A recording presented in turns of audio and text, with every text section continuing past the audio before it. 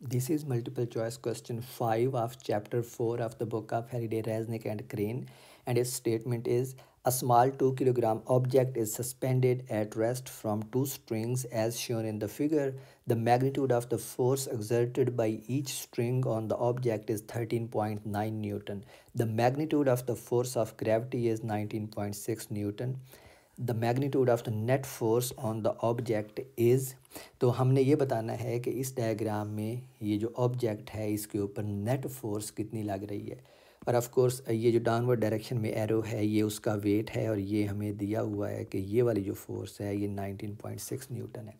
तो हम इसको कैलकुलेट भी कर सकते हैं इसके नेक्स्ट पार्ट में, यानी जो इसका मल्टीपल चॉइस क्वेश्चन 6 है उसमें इसको मैं कैलकुलेट करूँगा। लेकिन इसका क्विक आंसर जो है, चूँकि ये वाला जो सारी कन्फिगुरेशन है इसमें ये वाला ऑब्जेक्ट जो है ये रेस्ट के ऊपर है, तो we can surely say that कि इसके ऊपर जो फोर्सेस का सम है वो ज़ीरो है।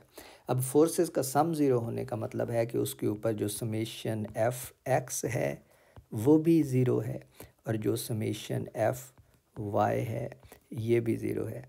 These both corresponds to summation F equal zero.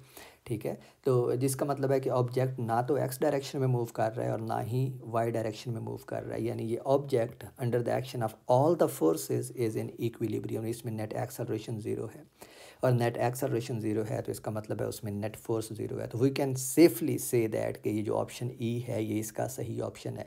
आप इसको फोर्सेस में रिजॉल्व करके चेक भी कर सकते हैं, यही आंसर आएगा कि समेशन एफ एक्स भी ज़ीरो होगी आपके पास और समेशन एफ वाई भी ज़ीरो आएगी।